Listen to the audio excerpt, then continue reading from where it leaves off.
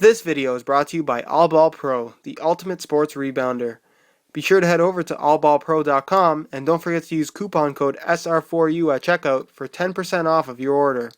Hey guys, Josh from soccerreviewsforyou.com, bringing you a comparison video between two of the most popular lightweight leather soccer shoes currently on the market, and that is the Puma evoSPEED 1K and the Adidas F50 Adizero miCoach 2 in leather. Before I get to the comparison, I just wanted to mention that there are full written reviews for both of these shoes already up on my website, soccerreviewsforyou.com. So if you do want all the details as to how these shoes fit, feel, and perform, go ahead and check out those full written reviews. You'll find both of them linked in the description. As far as comparing both of these two shoes are concerned, the Adizero is the latest release from Adidas as far as lightweight leather shoes are concerned, and it is arguably going to be the more popular of the two models. But I know there are a lot of people who are kind of struggling to decide which one they want between the two because they are very, very similar.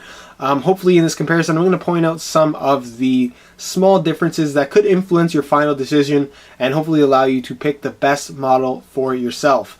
As far as comparing the uppers on both of these two shoes, they are completely different in terms of quality and in terms of feel. The Puma uses a kangaroo leather upper, part kangaroo leather and part synthetic microfiber. This front part you're going to see running all the way here down this lace line here. The entire toe box and forefoot area, then of course that same line running here is going to be kangaroo leather, and it is extremely soft. It's probably some of the softest kangaroo leather you can get on any soccer shoe currently on the market, period. Not just comparing it to other lightweight leather soccer shoes, it's extremely soft. Like, you can just pinch it, it's melting in your hand, melting on your foot. It's very, very, very soft, which is great. It offers a fantastic touch. The tongue is also kind of a combination of leather and synthetic, which adds to the overall leather feel on the shoe. What is somewhat of a bummer here, but honestly doesn't have too much of an effect on the overall touch on the ball, is the midfoot paneling. You can see right about here, you have this stitching, and that's where the upper changes from kangaroo leather to this microfiber synthetic material, and the same goes on the outside of the shoe where you have this cutoff line at the Puma logo, and that is all that synthetic microfiber as well. It's not a thin synthetic, it has a little bit of padding to it, and matches the overall thickness of the leather itself, but doesn't actually have that feel of leather, if you know what I'm talking about. It was there, obviously, the design choice was there just to keep the shoe from overstretching, because like I said, they use an extremely soft leather on here, and it's definitely going to stretch a little bit, which I'll talk about later in the fit portion of this. But as far as the overall touch on the ball and what you're going to get with the evoSPEED 1K, you're getting a very soft kangaroo leather touch, obviously in the forefoot area, whereas the midfoot is going to be again, it's a synthetic material, but doesn't feel cheap if that's what you're looking, if that's what the answer you're looking for. As far as the Adizero miCoach 2 is concerned, it uses a Golio calfskin leather, and honestly, in terms of comparing the quality of leather between both of these two shoes, the Puma wins very, very easily. It's a very nice leather, whereas the Golio calfskin leather on here, it's fairly chunky, it's a little bit thick, it's still soft, but it's nowhere near as soft as that Puma evoSPEED is. What the upside is to the Adizero is that you get more leather on the upper. The leather runs from right about at this cutoff point on the outside of the shoe, runs all the way around the side of the foot, the forefoot toe box area, and then cuts off at about the same point on the instep. So you get lots of leather on the upper, and then of course the tongue is leather as well. So the overall touch on the ball that you're going to get from this shoe is going to be very much like a classic traditional leather shoe. Just keep in mind that the leather is fairly thick on this particular shoe, and the one downside that I do have to the overall touch on the ball is going to be these stripes that Adidas put on the upper. It seems like an interesting choice to have them sewn on over top, and it's actually a very slick synthetic material, and honestly it doesn't have too much of a major effect on the touch on the ball, but it is definitely noticeable and something that I wish wasn't there. And I was thinking about why they would even put them there in the first place, and it has to be like an anti-stretch mechanism on the shoe itself, which works to an extent, but honestly both of these two shoes stretch a fair bit, so just keep that in mind. As far as comfort is concerned, both of these shoes are actually very, very comfortable for how light they actually are. The liner on the Puma evoSPEED is going to be a synthetic suede liner all the way in the back and ankle collar area, and honestly it's very, very comfortable from right out of the box. Obviously the leather needs a little bit of time to break in, but they're very, very comfortable. As far as the liner on the inside or on the rest of the shoe, you're going to get this nice liner that again feels very soft on the foot and nice and comfortable. Then I'll pull the insole out for you as well, and you can see you have it pretty heavily padded with this EVA foam perforation running through the entire insole itself. And then you have a nice synthetic suede liner on the top, which again feels very, very comfortable, and you get some nice cushioning from the shoe, although the sole plate on both of these shoes is going to be pretty thin. As far as the Adizero is concerned, you're going to have a textured synthetic leather material, whereas the liner on the inside on the rest of the shoe is like this microfiber suede, synthetic suede material, which is extremely soft. It's really, really nice. Then I'll pull out the insole for you as well so you can get a look at that. And you can see you still have that synthetic suede insole on here with a lot less EVA foam padding on the bottom. So overall, as far as insoles are concerned, it's not a huge deal, but there is definitely a little bit more padding in the evoSPEED insole in comparison to the Adizero.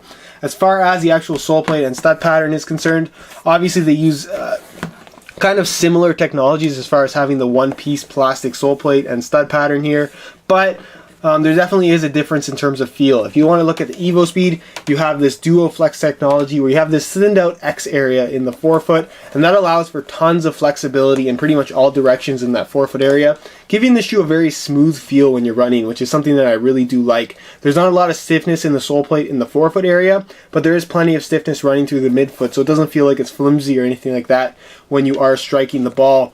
As far as the stud pattern is concerned, you have kind of a combination of conical and these teardrop shaped studs, and honestly the overall effect is more of that of a conical stud pattern as opposed to a bladed stud pattern. So you have some pretty decent grip when you're pushing off, but the maneuverability once your foot is planted is really, really great, which is something that I can appreciate. And if you want that conical stud pattern, you don't have too many options as far as lightweight shoes are concerned, so the evoSPEED definitely has an upside in that respect. As far as the heel counter is concerned, you do have, like I said, that one-piece heel counter and sole plate. You do have a cutout here, so while it is there, it's more to provide support rather than actual protection, so just keep that in mind.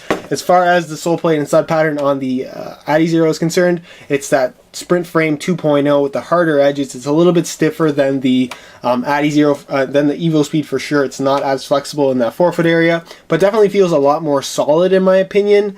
Which again, it can be an upside or a downside. It just depends on your own personal preferences. It's not nearly as flexible as the evoSPEED, but again, if you like a little bit of a stiffer sole, then you'll be happy with the Adizero. If you like something a little more flexible, then the evoSPEED is definitely going to be better for you. As far as the stud pattern is concerned, you do have these triangular shaped studs, which I've talked about before plenty of times in my videos. It kind of is that combination between conical studs and bladed studs, so you have pretty decent grip when pushing off and really nice maneuverability once your foot is planted. But because the studs are a little bit longer and they have a slightly larger than average surface area, they definitely are better suited towards softer playing surface as opposed to harder ones. So if you're going to be using these on like artificial grass, which I don't recommend for any firm ground stud pattern for that matter, but if you're going to be using these on like harder natural grass playing surfaces, the traction is not going to be all that great. It's better suited for softer ground in my opinion. As far as the heel counter is concerned, you do have that one-piece plastic heel counter that is actually surprisingly stiff for how thin it is,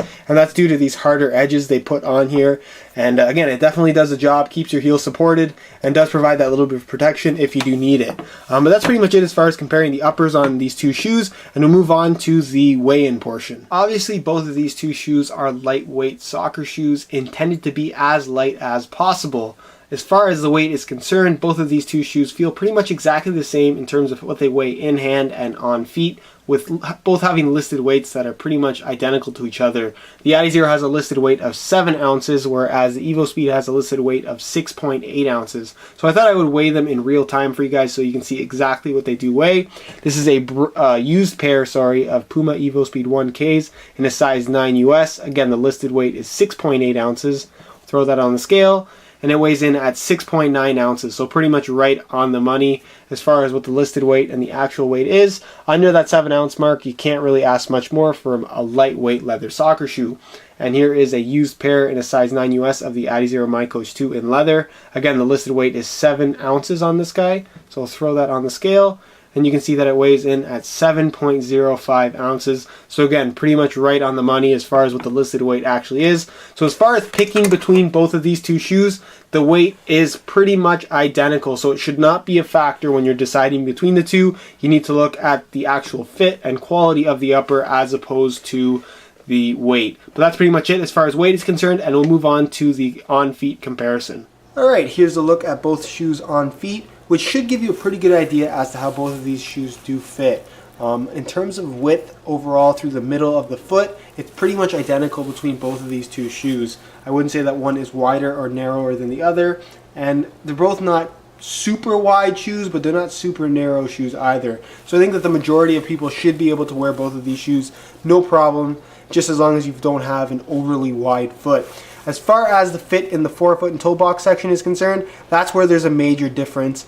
And I definitely have to say that the Puma fits a lot narrower and much smaller in the toe box and forefoot area as a whole. Definitely both of these shoes do have the ability to stretch to mold to your foot, but as far as the predetermined shape from right out of the box, the Puma is definitely a much more narrow fitting shoe. You can see that both of these shoes are broken in and have molded pretty nicely to my foot. But as far as what shoe fits a little bit closer, in my opinion, it has to be that Puma. Again, I don't have an overly wide foot, so it could be for that particular reason. But the Puma to me just feels like there's a lot less extra material on the shoe, whereas on the Adidas shoe, there's a little bit of extra leather. Might be even just because the leather is a little bit thicker. But you can see even when I bend my foot, there's a lot more material on the Adidas shoe in comparison to the Puma shoe. But that's, again, a very small difference between the two. And as far as the lacing system is concerned, you have a central lacing system on the Puma, whereas the Adizero does have a slightly off-centered lacing system to the outside of the shoe, which again has very little effect on the overall fit and feel of both shoes. As far as the cut in the ankle is concerned, I feel like my ankle is a little bit more secure in the Puma as well. They seem to be cut equally as low, but I just like the heel liner and the overall fit as far as width is concerned in the Puma, as opposed to the Adidas shoe that seems to be a little bit wide, almost a little bit sloppy in the ankle area as far as I'm concerned. But still, the fit on both of these shoes is going to be pretty high quality, and it's just a matter of picking which one is going to fit you best. Like I said, as far as fitting a little bit more narrow, the Puma is where you want to go. If you need a slightly wider fitting shoe, then you definitely want to take a look at the Adizero.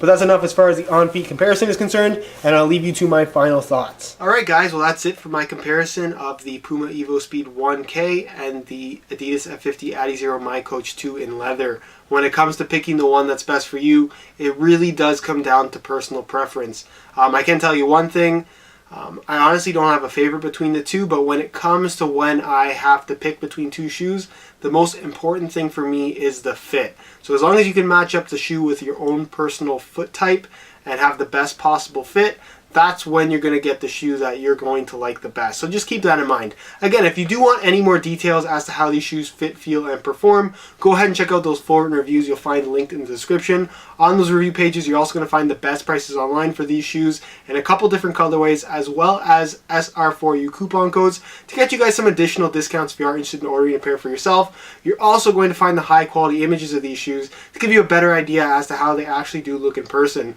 Other than that, guys, if you do have any questions regarding both of these two shoes, feel free to leave a comment down below. And if you could leave a like on the video as well, it would be greatly appreciated. Other than that, I hope you enjoyed the video, and thanks for watching.